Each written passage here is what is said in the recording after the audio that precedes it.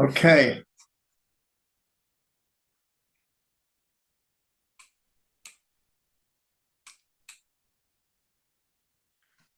Welcome everyone to Journeys Through the Books of the Prophets, continuing with the first book of Kings. Before we do that, I want to make two important announcements for all the people who are watching live and all the people who will be watching later in the week. For many, many years, we've been sending out a Sunday morning email reminding everyone that there are two classes this week. Every once in a while, one class or no classes, but most of the time it's two classes. And we decided that we are not going to continue sending this email. The people who come to the class, they know to come to the class. Most people are part of our WhatsApp groups. So from now on, there will not be an automatic Sunday morning reminder. It is automatic. If you don't get an email, if you don't get an announcement, it means there are our usual classes. If we were going to cancel a class, then we will send an email and a WhatsApp. So I'm making that announcement now. We'll make it again on Tuesday. We'll send out reminders, but there won't be the usual Sunday because we're sending a lot of emails now that we don't want to overburden people. So unless you get an email, you should assume that there is a class. The second is that we started going through the books of the prophets. I lost track. It's got to be a year and a half. I don't know, a long time. We started with Yoshua, Shoftim, Shmuel Aleph, Shmuel Bet. Now we're in Melachim Aleph. But we've noticed that the numbers of people tuning in has been dropping. And so I would very much like to get through the first and second books of Melachim. That was all I ever intended. I never intended to go through all of the other prophets. But this depends greatly on people staying with us. But in all cases, right now, I do hope to finish, but I'm going to be going a bit faster. Sometimes we only get through one chapter in an entire evening. And I've decided that we really need to move a little bit quicker. I don't regret, that's for sure, because when we would spend a whole evening on one chapter, we could really dive into it. But there are many sections of the books of Melachim that's not necessary for us to do that. We will continue to delve into it in as much depth as we can. So those are the two announcements. They say a word to the wise is sufficient. So if people want to continue to the end of Melachim Bet, the second book of Kings, people need to make sure that they come on live and they watch afterwards. So we're starting in chapter 12. We ended last week.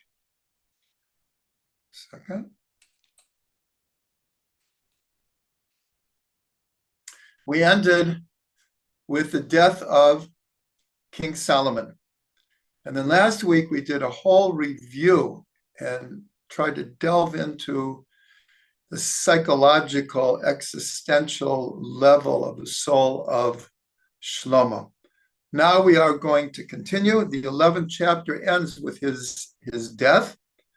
But before that, we see that because he had strayed off the path, and the text says it clearly that Shlomo allowed his 1,000 wives to worship their gods, idol worship all over Israel. And God was very displeased with this. And as we learned, he took away 10 of the tribes from the kingdom of this southern, which now became the southern kingdom. And now we have a split between the northern and southern kingdoms. And as we said, that split in a certain way has lasted till this day. Because after Shlomo, there was never a king again that ruled over all of Israel. We had 2 different kingdoms, and then the Assyrians came and took the 10 tribes away. We are waiting for Mashiach, but actually right now in the land of Israel, we, with all of the differences of opinions, we are one nation state. So this is the first time in really 3,000 years that we have been one nation state again. And we learned that God sent the prophet Achia Hashiloni to tell Yeruvam. He was a person that actually Shlomo had favored and played an important part in running the kingdom of Shlomo. But God sent a message to Achia to tell him that he was being appointed king over the 10 northern tribes.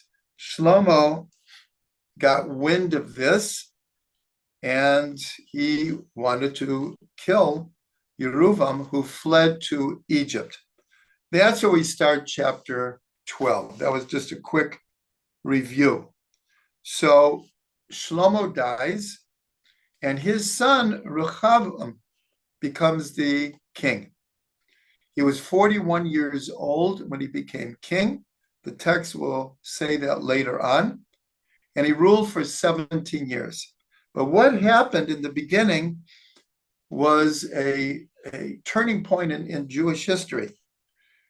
He gathered everyone to Shechem, even though Jerusalem was the capital, since almost a majority of the tribes lived up north.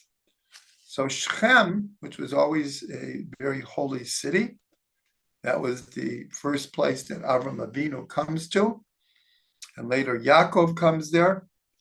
So he gathered everyone together to be coronated king. And Yeruvam hears that Rechavam is now king. So he comes back from Egypt. And what happens is a whole delegation comes to Rechavam. And they say, "You're the new king, but we have a complaint. Your father, Shlomo, his taxes on the people were very substantial."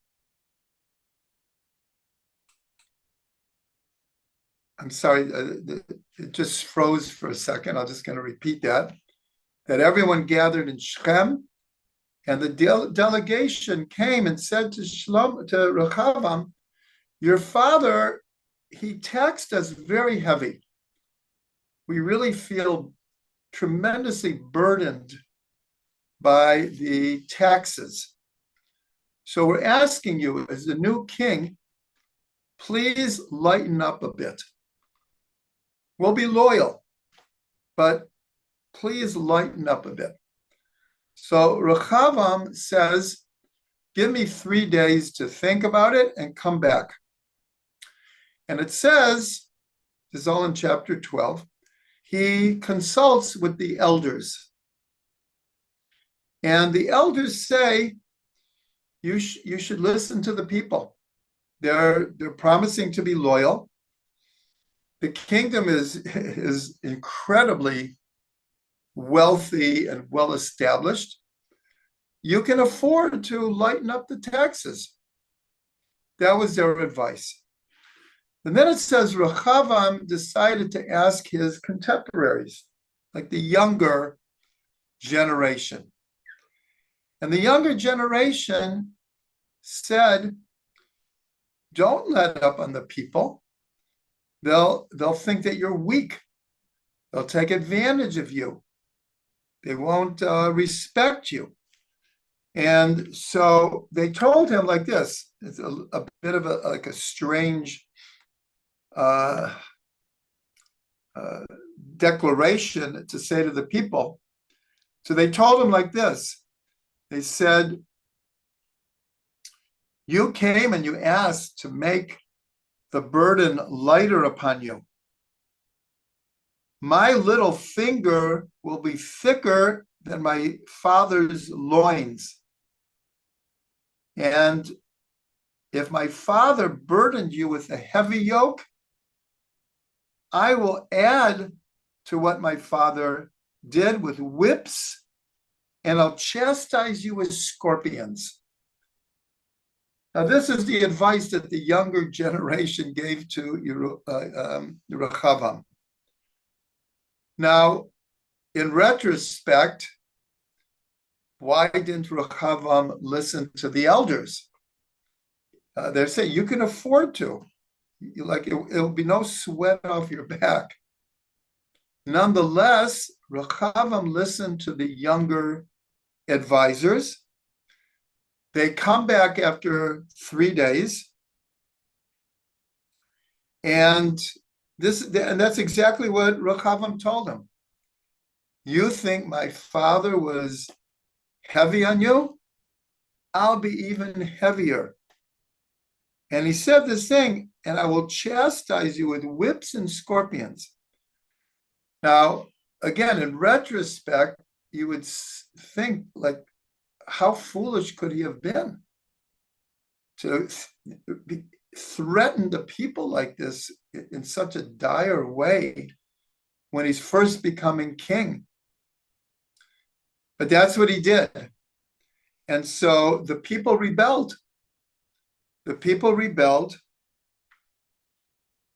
And it says clearly that, and this is very mysterious, that all of this was to fulfill what God had said to Shlomo, that you turned away from me, I will now turn the kingdom away from you.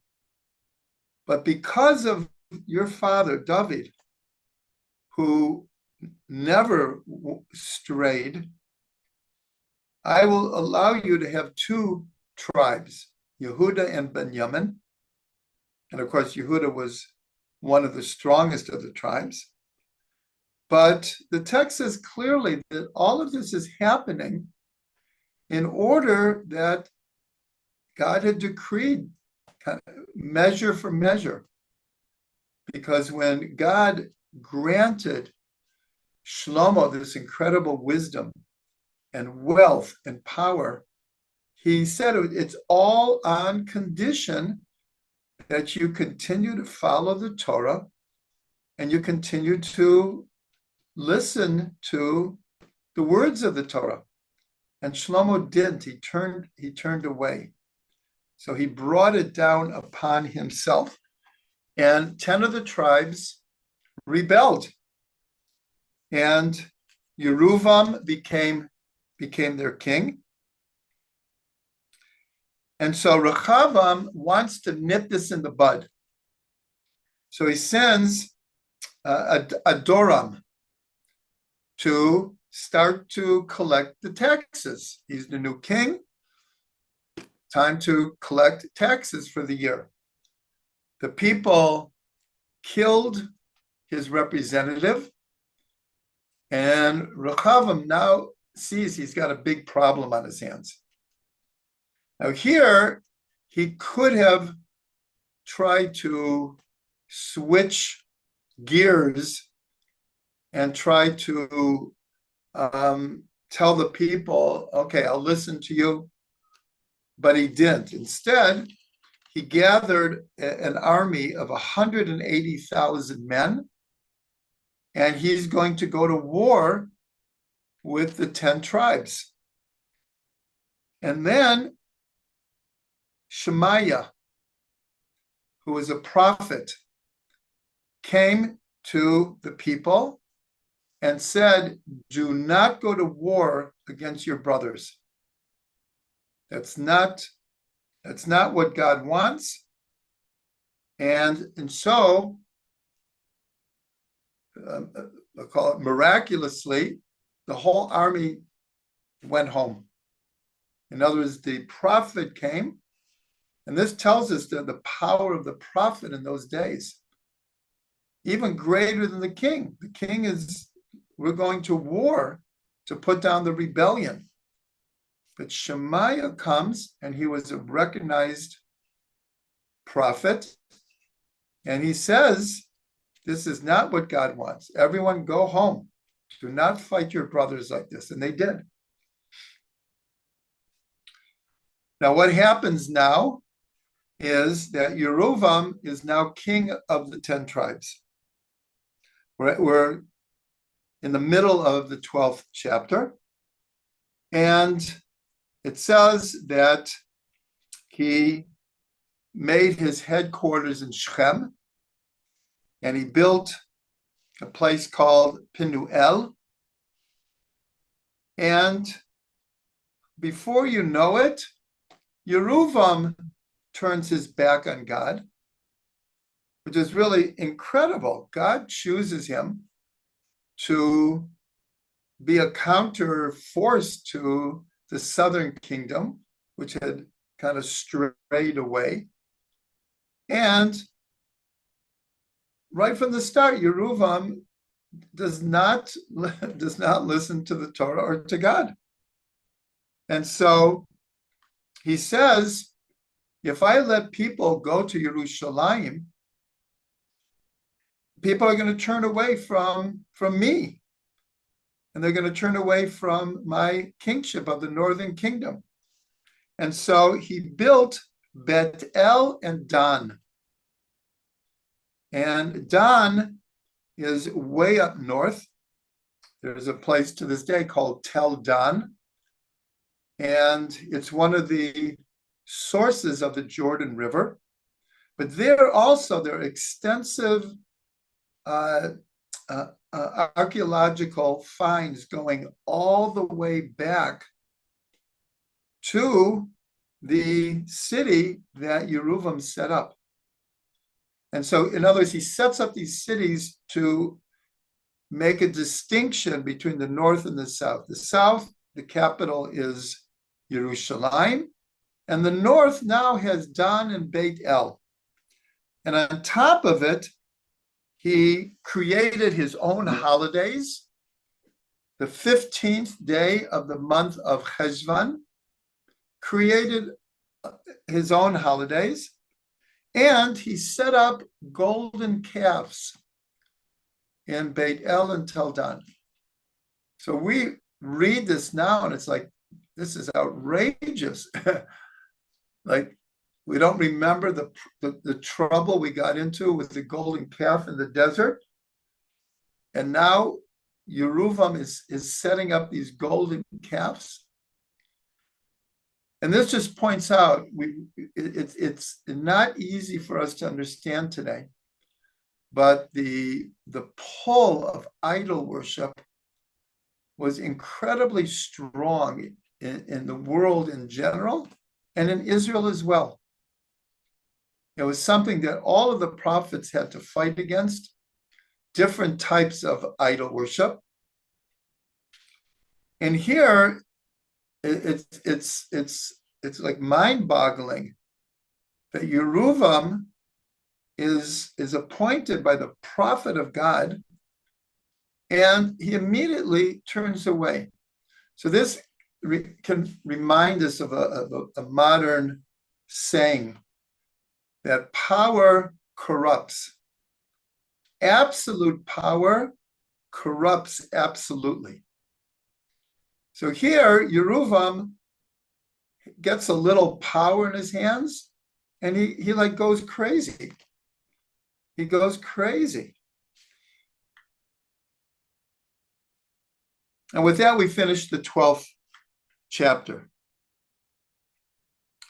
The 13th chapter, I have to say, is extremely challenging.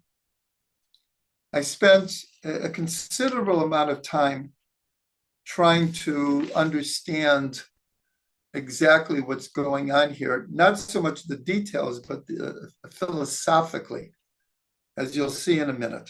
So what happens is that, as we said, Yeruvam sets up an idol in Beit El. He actually creates a priestly caste. They're not Kohanim. They're not from the tribe of Levi. He just kind of creates a priestly caste. And he sets up an altar for offerings.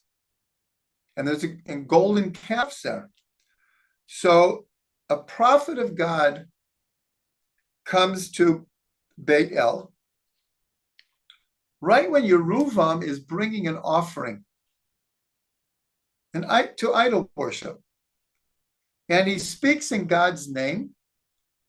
And he says, I don't know what you're thinking here, but God, in a certain way, is not going to let you get away with this.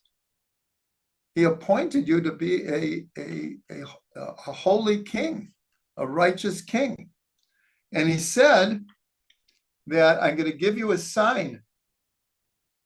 He said that on this day, this altar will be broken down and its ashes will be poured out of it. Yeruvam doesn't want to listen, and he puts his hand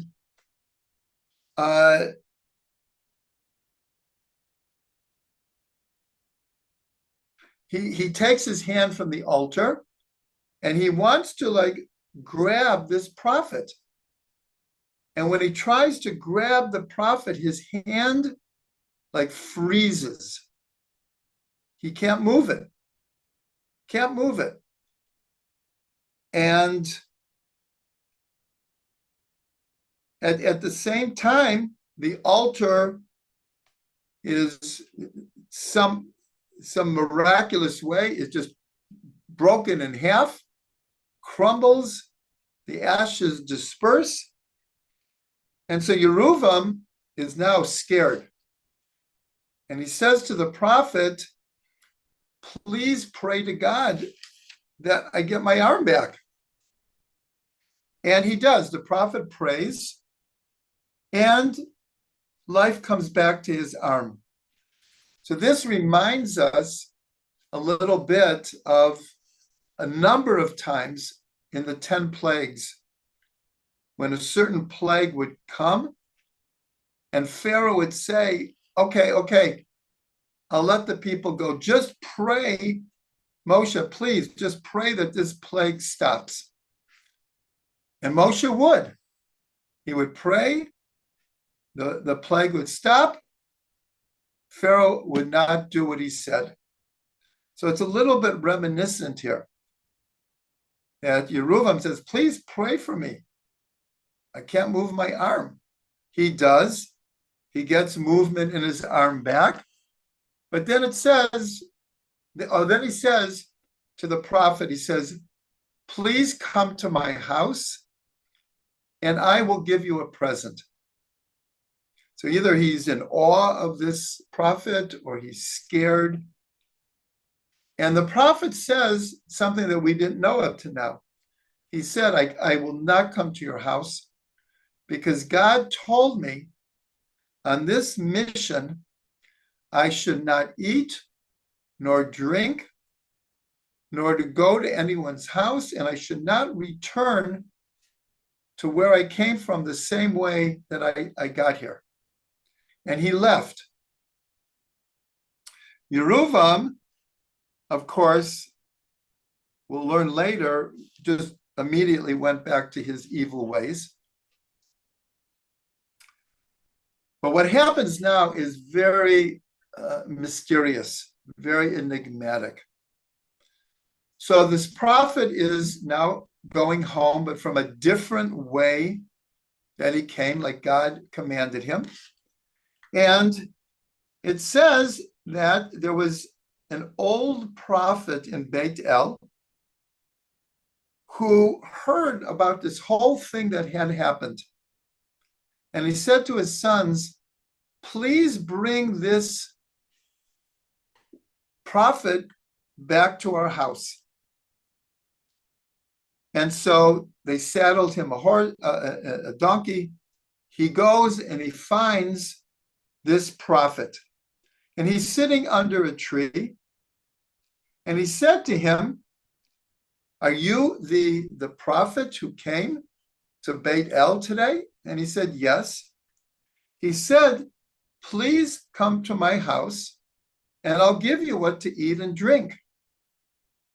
And the prophet says to him, I can't do that because God told me, along with this mission to Yeruvam, not to eat and not to drink and not to come back the way that I came.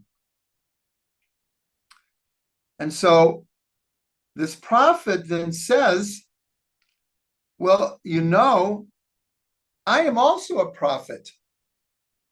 And an angel of God came to me and said, you should give this prophet food and drink and tell him to come back to your house. And so here we have to understand that, just one second.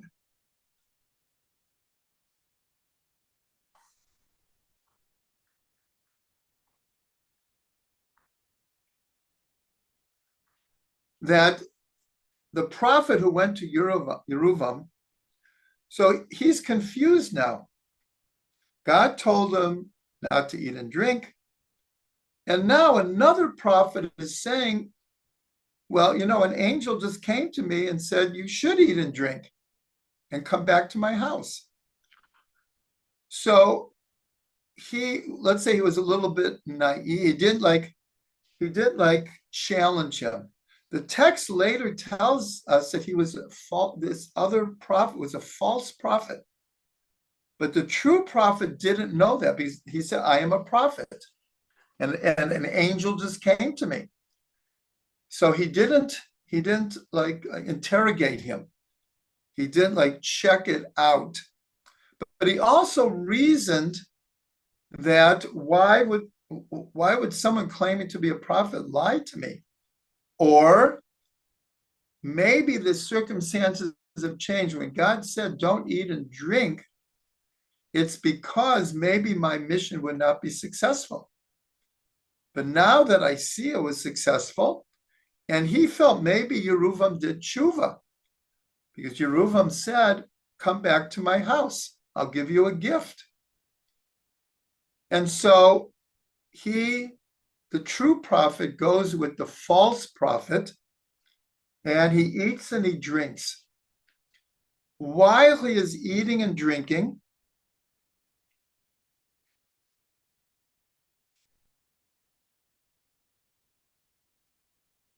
one second, God came to the false prophet and says, tell the true prophet that because you did not listen to me and you went ahead and you ate and drank, even though I told you not to, you will not live out your days and you will not be buried in a proper way. That you will, it just says you will not be buried in the tomb of your fathers. And so the false prophet tells the true prophet, this is what's going to happen to you. The true prophet then leaves his house. Shortly after, on the way back home, a lion attacks him and kills him. And he dies on the road. The false prophet hears this, and he and his sons gather up his body and bring it to the burial place where the false prophet is going to be buried. And he says he should be buried next to where I will be buried. And the story ends. Now, it's a very challenging story here, because our first reaction is, where is the justice here? The false prophet who lied and was responsible for this other person's death, nothing happened to him. And the true prophet, who he didn't do anything on purpose. He truly thought that an angel had come to this other prophet and told him, okay, you can eat and drink now. And he just was innocent or naive or didn't understand the situation properly. But he ends up being killed by a lion, and the false prophet, as it were, nothing happened to him. So I'm reading all these commentaries, and I'll be very honest. A lot of the ideas, I don't know, it just, it was hard to see what, from God's point of view, where the justice is. Now, one of the things they didn't mention is the idea of reincarnation, because we have no idea who the true prophet was in a previous lifetime, and we have no idea who the false prophet was in a previous lifetime. And they say that the false prophet, there are different opinions. Some say at one point he was a true prophet, and he became a false prophet. Now, others say that the false prophet, it's not even like he was a false prophet. It's just that he was a tremendous proponent of taking care of hospitality for people. He had spent his whole life taking care of people.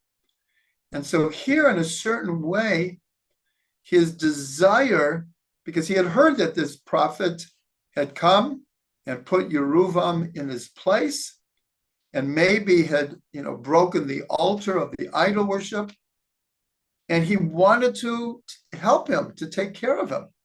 But that overwhelmed him, and he ended up not telling the truth. But because he meant well, nothing happened to him. So it's very challenging. And this is, I know Reb Shlomo, like when he would tell certain stories that were similar to this, where it challenged our native sense of justice or even logic, he would say, what do we know? What do we know? I heard him say that literally hundreds of times about different stories, not including stories from the Holocaust, all kinds of, from the different wars. What do we know? The truth is, we don't always know, but it's not that often that there are stories like this that challenge us to try to figure out, like, what happened here, or why did it happen in this way? And to be very honest, it's something we could discuss later, but there are no like pat answers to this. There's no easy, clean ways to say, oh, this is why the true prophet, this had to happen to him. And this is why the false prophet, seemingly nothing happened to him. So first of all, we don't know what happens to the false prophet in the future. It doesn't tell us. For all we know, all kinds of measure for measure things could have happened. but it's not stated here openly. And for all we know, the true prophet merited the world to come, and maybe he was reincarnated again into a very, very holy soul. We have no idea. We have no idea the beginning of the story or the end of the story. What came before and what came after. So as I said, this for me, it was a very challenging story, because in a certain way, like I said, Reb Shlomo would say this about many, many things, and we say it to ourselves all the time. We read something in the paper and it's like, how does something like this happen? Or why did this person deserve this? Or why did this person was saved and this person wasn't saved? This person had, as it were, a miracle happen to them, and this person didn't have a miracle. These are things that we simply don't know. We could try to come up with answers or ways of understanding, but ultimately, there are simply many, many things that we will not understand.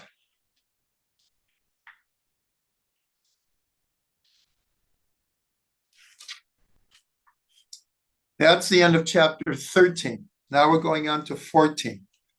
So what happens here is, it says explicitly, Yeruvam, after this whole story, just went back to his evil ways, and he continued. But what happened was that his son, Aviah, became very, very ill. And so Yeruvam, who is the king, and maybe he was too prideful, but he sent his wife to Achia Shiloni, who, why is he called Hashiloni? Because he was from Shiloh. And what's interesting is, I didn't make this connection before, that this week, it was the largest gathering of, we'll call them Christian Zionists, Christian leaders, not lay people, but Christian leaders who have churches, organizations, movements.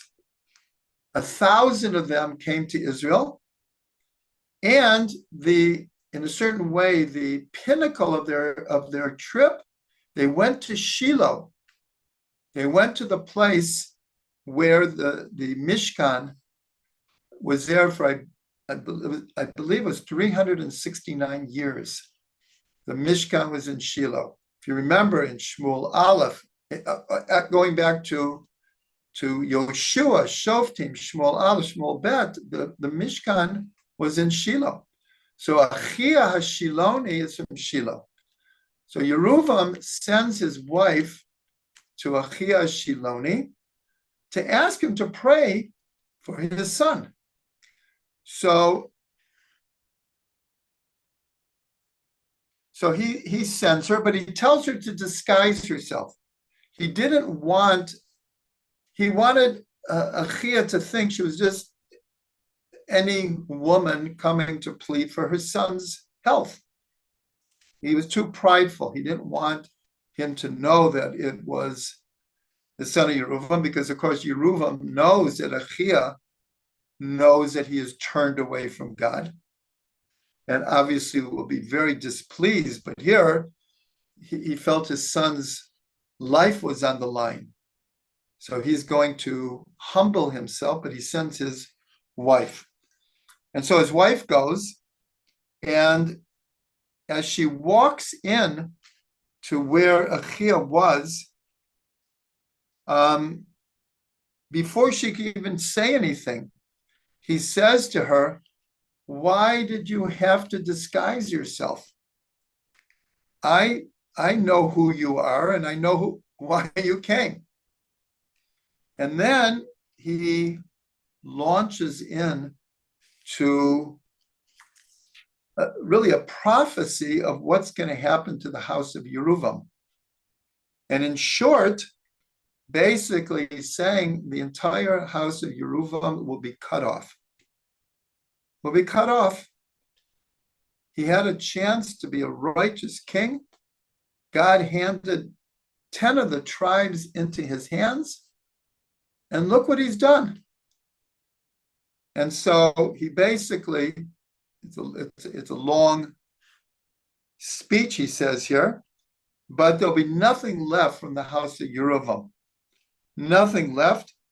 And many, and they also won't be buried properly. And they'll die in the field, and the birds will eat their corpses. Very graphic, call it a curse here. And he says to her that as soon as you get home and you put your foot in your house, your child will die. Now, again, this is very, very harsh, but we've discussed this before, is that the language of the Tanakh is that God is doing all of these things. But underneath what is happening is what's called consequences for people's actions. In other words, Yeruvam, because of his evil ways, he is bringing down this curse on him and his whole house. But the language of the Tanakh is always that God is doing this, which is true, because God set up the spiritual law of a measure for a measure, mida keneged mida. And so, sure enough, the child dies.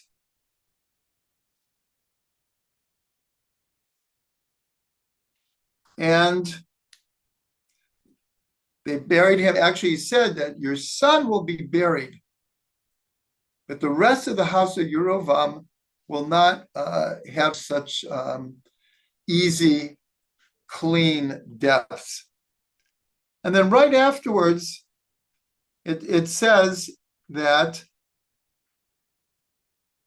all the rest of the acts of Yerovam are written in the chronicles of the kings of Israel. Yerovam reigned for 22 years, and he died, and his son Nadav became king of the northern kingdom. Now here, in the next few chapters, it's not easy to follow, because Yeruvam reigned for 22 years. And then there were a whole series of his children who became kings, and then people who would kill his sons, and they would take over the kingship. And Rechavam, so he ruled for 17 years.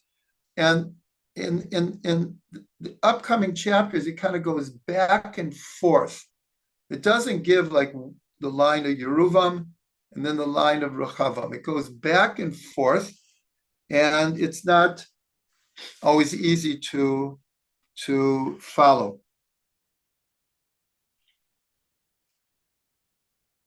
So here we see it's saying that Yeruvam passes away. And here it says Rechavam was 41 years old when he began to rule. He ruled for 17 years. We had already mentioned this, that his mother was Naamah. If you remember, there were three main wives of Shlomo, even though he had 1,000 wives. Was the daughter of Pharaoh, whose name was actually Batya, Naamah, who is the mother of Rechavam, and the queen of Sheba. This we discussed last week. So here it's just making it sure that we know that Rechavam is the son of Naamah, who is considered a very, very holy holy woman. But now it says that Shlomo had died. Yeruvam became an evil, Rechavam became an evil king. Both of them, the northern kingdom and the southern kingdom, turned away from God and were worshiping idols. And it's a very, call it, sad situation. And then it says in the 5th year of Rechavam ruling, the king of Egypt came and attacked Jerusalem. He didn't conquer Jerusalem, but he took away most of the riches, the gold and the silver, from Jerusalem. And then at the end of chapter 14, it says Rechavam died, and he was buried in the city of David, like Shlomo was and David before him.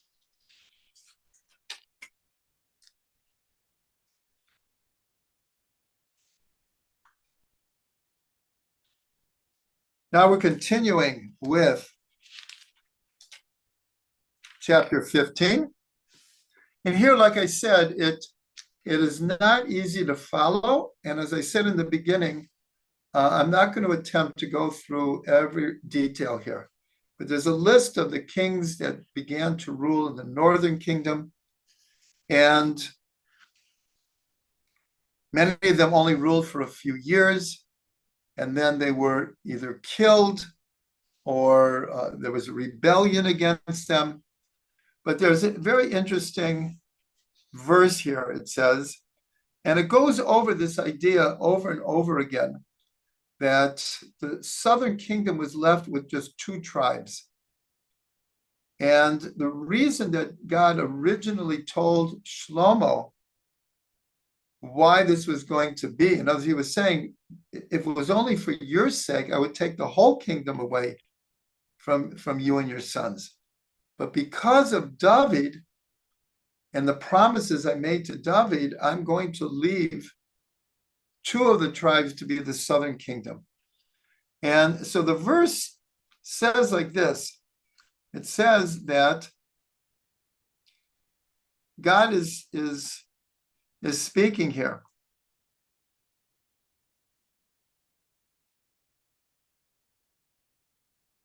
And it says, because David did which was right in my eyes and turned not aside from me and always did the right thing, except with the matter of Uriah Hittite. Now, this is the one time that it's mentioned in this way. This goes back to the whole story of Bathsheba. When David took Bathsheba, her husband was Uriah Hittite, and she became pregnant. Here, the text is making very clear, and this is where the sages pick up, when the sages said, anyone who thinks that David sinned with Bathsheba is mistaken. And you could say, well, it seems like a whitewash. It seems that she was married to Uriah, and it was an adulterous affair, and she became pregnant, and to hide it, he arranged for Uriah to be sent to the front lines and that he should be killed. And the sages say the whole explanation that when soldiers would go out to war, they would give their wives a bill of divorcement, a get, on condition if they didn't come back retroactively from the time that they went to war, they would be considered divorced. And so when David slept with Bathsheba, technically she was not married. And here we see this is close to a proof text, because God made it very clear to David that he had sinned, and he paid the price in spades with the rebellions. Two of his sons rebelled against him, and God prophesied, God predicted, this is what's going to happen because you did this. But it doesn't say exactly what the sin was. So this might be the closest that we have where God says, David did everything that I asked for, except with Uriah Achiti. That the way that he had him set up to be killed, God didn't agree with that. But we know that David did tshuva, and God accepted the tshuva. But it's very, very interesting that here, many years after David dies, it's put into the text this idea that from which we can understand why the sages say anyone who says that David sinned in the way that we think he sinned is mistaken.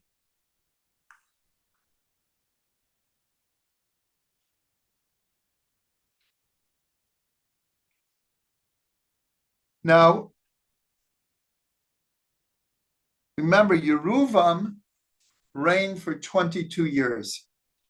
In the 20th year of his reign, the son of Rechavam was an evil king, and he didn't last long. But then in the lineage comes Asa. And he was king for 41 years, which was in the book of Kings. Now, it's true that David reigned 40 years. Shlomo reigned for 40 years. But that's very, very rare. Most of them are much less. Here we see Rechavam is 22 years. Yeruvam is 17 years. Asa ended up ruling for 41 years. And the book of Kings says specifically that he was a righteous king, that he followed in the footsteps of David, and he cleansed the land from the idols. And it says even his mother, who had become an idol worshiper, he destroyed all of her idols.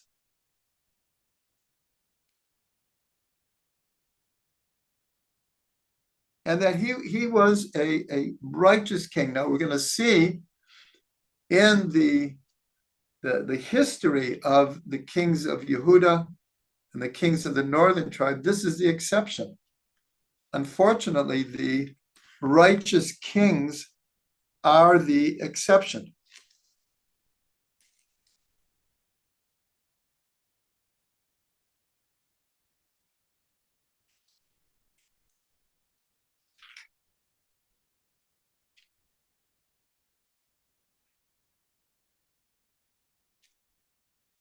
Eventually, Asa passes away.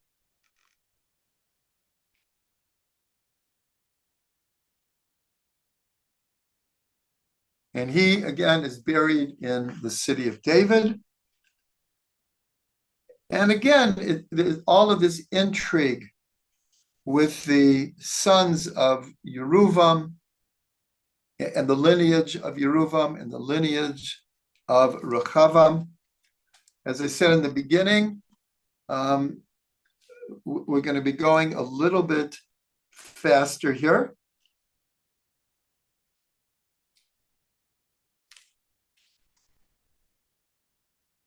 And this brings us to the end of chapter 15.